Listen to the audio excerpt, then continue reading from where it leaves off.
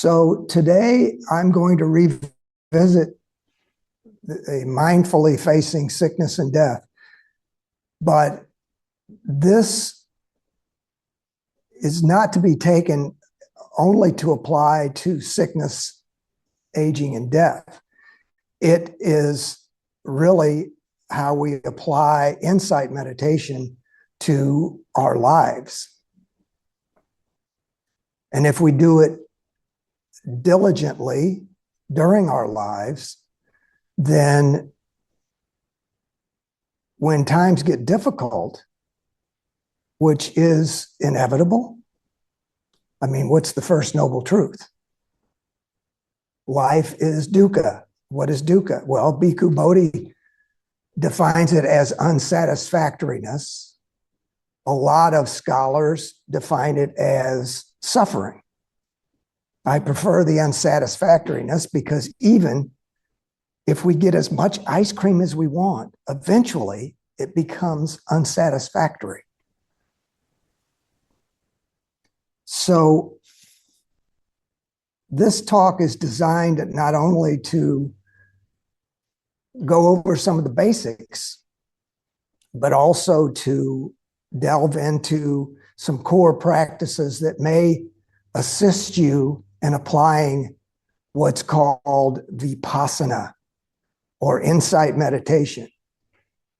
Because right now there's a lot of, and it's probably been going on for a couple of decades now, something called mindfulness-based stress reduction, where a Harvard professor by the name of Jon Kabat-Zinn has taken Buddhist meditation, made it widely available to the public in the form of a stress reduction method.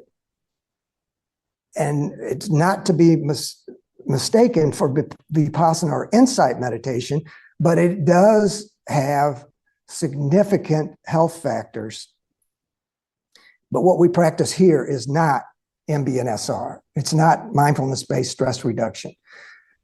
The Maba meditation is a Buddhist meditation rooted in the Pali Canon. So a lot of people liken the Buddha as a primary care physician, right? You have dukkha, the unsatisfactory nature of existence, and it doesn't have to affect you. It can affect your loved ones, sickness, aging, death. I don't care who you are. You're not going to avoid that. You can try to fight off reality as much as you want. But as we'll talk about later, that is the second arrow. And I'll explain that in a little bit. So the Buddha gives the diagnosis. Life is unsatisfactory.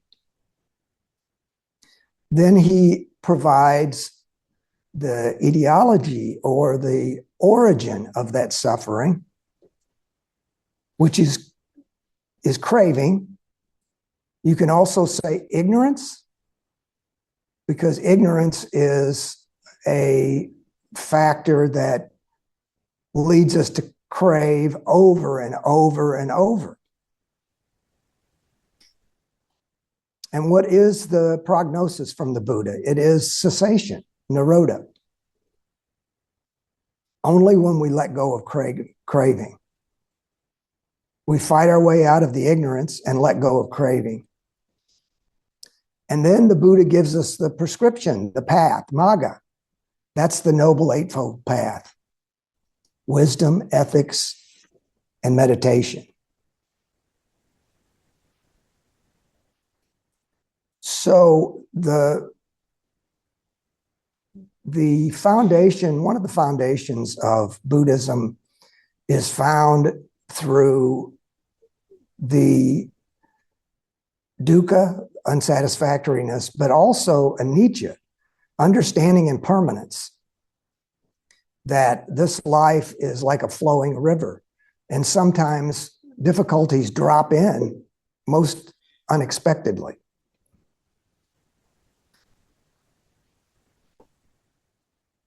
Another core teaching is not self. And this one is probably the most difficult for people like me, for lay practitioners to assimilate into your mind, because it's based on the fact that we are made up of what's called the 5 aggregates. And these aggregates are constantly changing. You're not the same person you were when you were 10. You're quite different, but yet you're the same. You're the same entity, just different in a way that we all can come to understand. The problem, as I understand it, and as the Buddha teaches, is that we affix I, me, mine to everything. And that's what really causes most of the problems that we experience. So there are 6 core teachings that I want to talk to you about. The first is patience. We've all heard patience is a virtue. But what is patience, really? Is it avoiding anger? Is it having the insight to see that whatever we're suffering is impermanent? Significantly, if we can use our training, and let's not mistake what goes on in insight meditation for anything other than mind training. We're training our minds to deal with existence. And in the Buddhist model, when we talk about impermanence, it's not just a superficial, everybody's going to die. It's rooted in the Pali Canon. It's rooted in the teachings of the Buddha, that if we understand impermanence fully, we know that the ultimate goal is nibbana or nirvana, the ending of suffering. The second core teaching is dhyana or generosity. And the words that follow, Xianji, dhyana, virara, those are all Pali terms.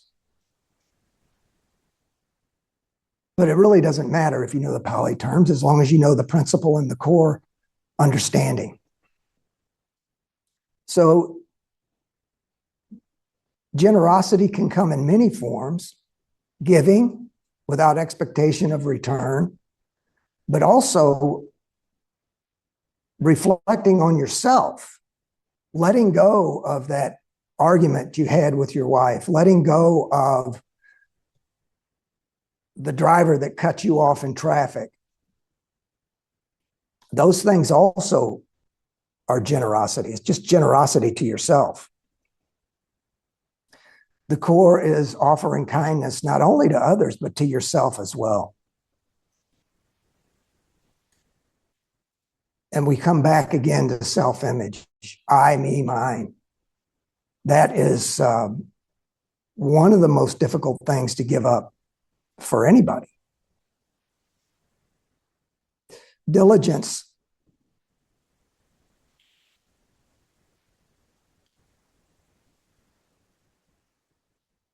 Diligence is best defined, I think, as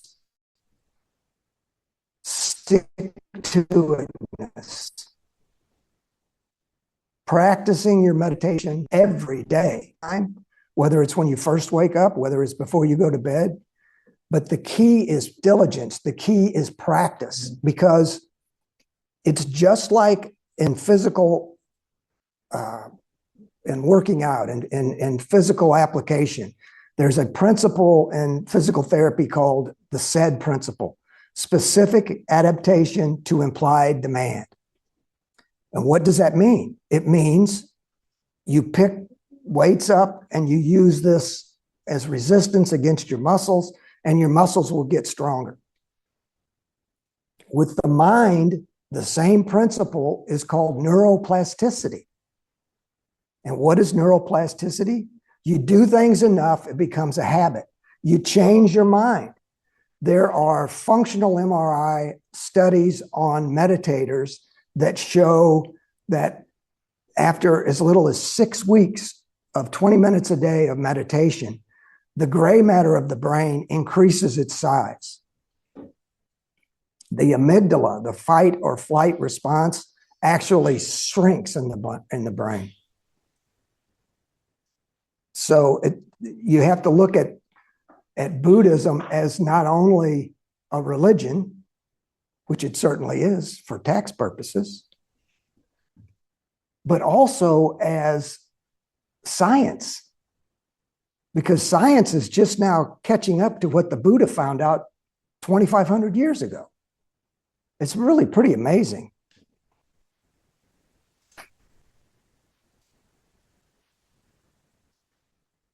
Another core principle is sila, or ethical conduct. You know, when you're going to do something wrong, you have that gut feeling, I don't think I should do this. That's your ethical conduct coming to the fore.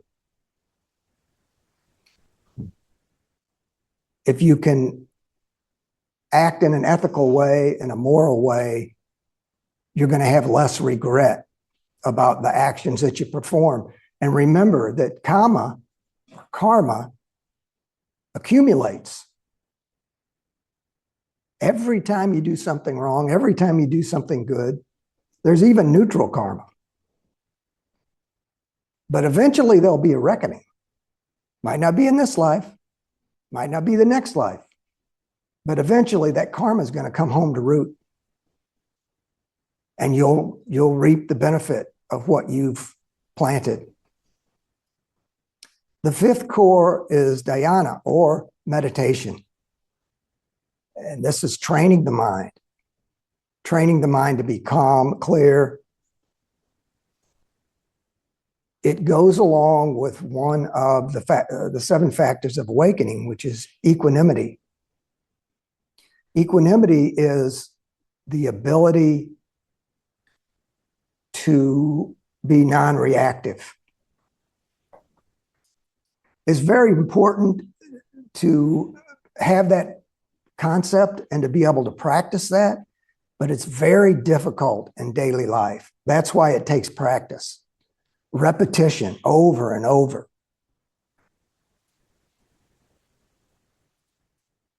This is what I was talking about, the 2 arrows. So in life, we're going to be struck by an arrow. And this goes back to what the Buddha taught in SN 36.6. As I remember the sutra, there was a high-level commander, or maybe he was a royal, and he's in battle, and the enemy is across the way, and he takes an arrow to the shoulder. But when he does, he stands up and screams in pain. And then he gets a second arrow, and that one goes through his heart. So what am I saying to you? When you come to the first arrow, when you come to physical pain, the death of a loved one, well, you name it, any kind of dukkha, you have a choice. You can stand up and take a second arrow.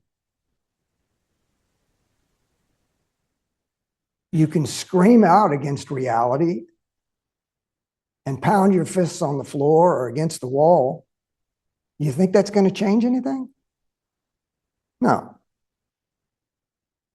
Or you can use your mindfulness and understand that that type of reaction only is going to emphasize the pain that you're going through.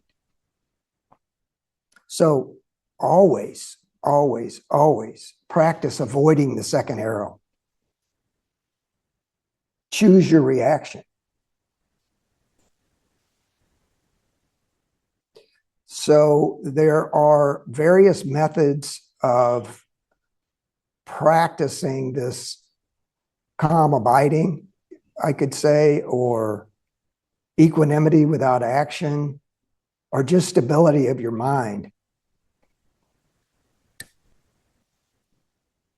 And this goes back to the Anapanasati Sutra, or mindfulness of the breath, and the Satipatthana Sutra, which is the 4 foundations of mindfulness.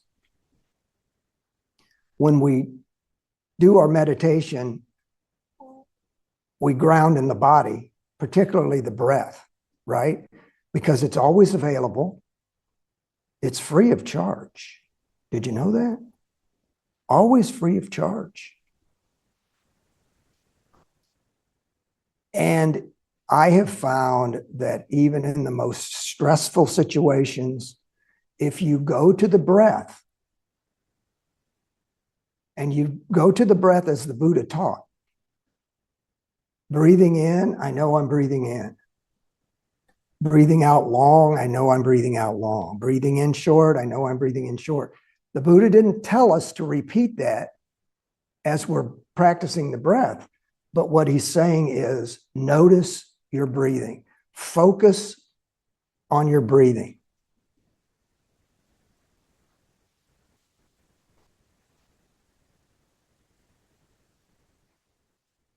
And of course, this interlaces with impermanence, because whatever you're experiencing, I don't care what it is, it has a beginning, a middle, and an end. And if you can keep from fueling that, in meditation, what do? We think. We're meditating, a thought comes in. And we have a choice at that point. We get on the thought train and we end up somewhere else, or we recognize it as a thought, label it as a thought, and go back to the breath.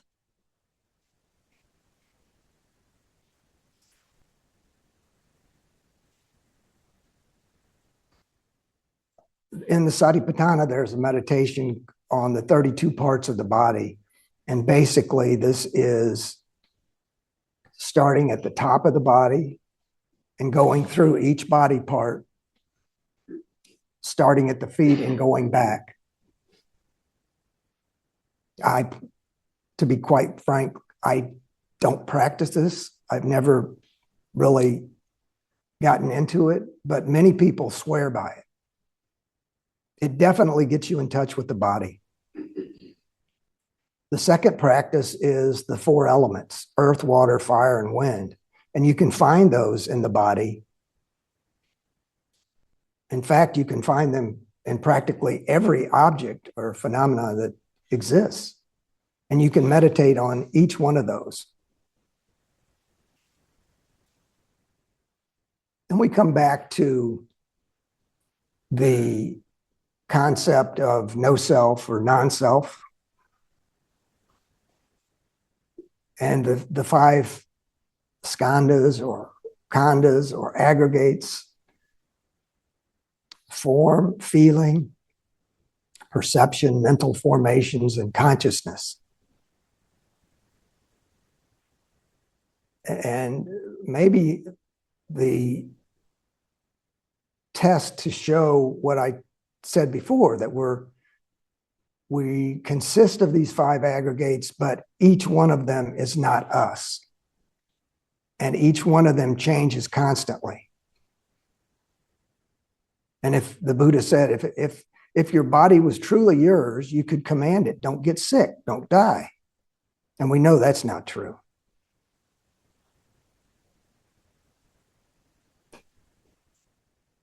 The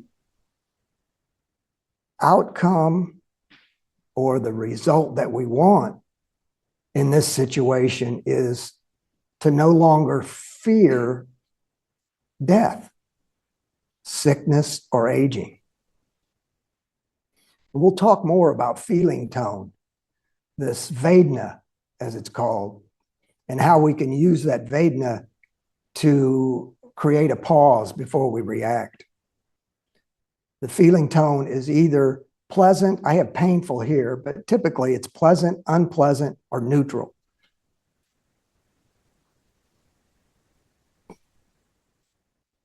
So what is Vedana? Vedana is merely a feeling tone. And as I said, it's one of those three. And it's present in every moment of experience. So if you can develop the habit of asking yourself, when you're confronted with a situation, no matter what that situation is, if you can drop back for a second, ask yourself, is this pleasant, unpleasant, or neutral? It can help you take just a second to decide how to respond. Because most of the time, if something has angered us and we respond in anger, you think that's going to solve the situation? If you can take this time to pause, then it gives you an ability to respond after contemplation, after wisdom has had a chance to intervene.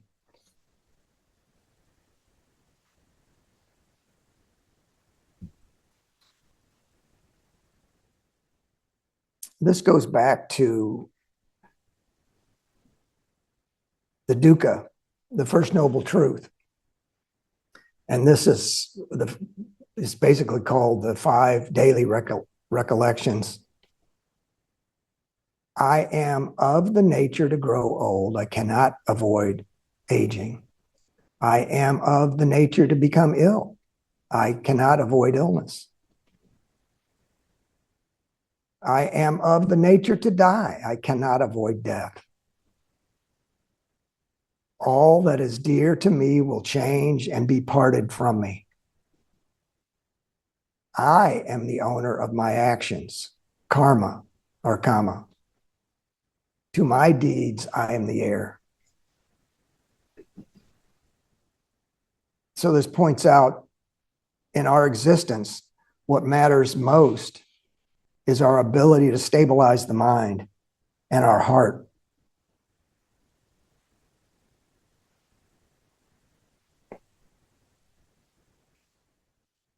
Integrating wisdom with an open heart. When we are wise and compassionate, we see suffering and we respond tenderly. And as I said before, you need to offer yourself the same kindness. A lot of times we're just far too tough on ourselves.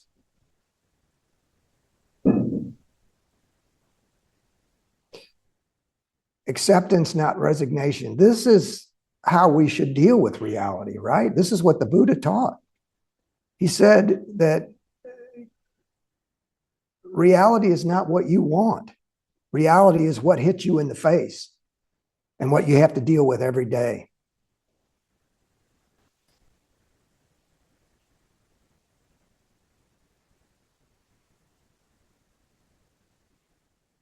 This is pretty self-explanatory. If we are able to establish a practice of mindfulness, of vipassana mindfulness, insight, then we'll understand what's happening in our lives.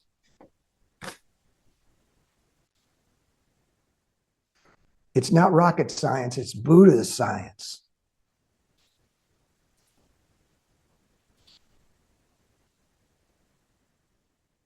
I did want to share with you another sutta, and it's Kalapita, I think, if I'm pronouncing it right. Anyway, he was a disciple of the Buddha. Very old, very sick. He goes to hear the Buddha and he approaches the Buddha and bows to him, and the Buddha greets him. And he tells the Buddha that I'm old and I'm sick. I would love to come and hear you teach more, but I just find it difficult to travel. And I'm so sick, my body just doesn't do what I ask it to do anymore. And the Buddha told him, you should train like this. Atura kairu, chitta nana puram vivasati.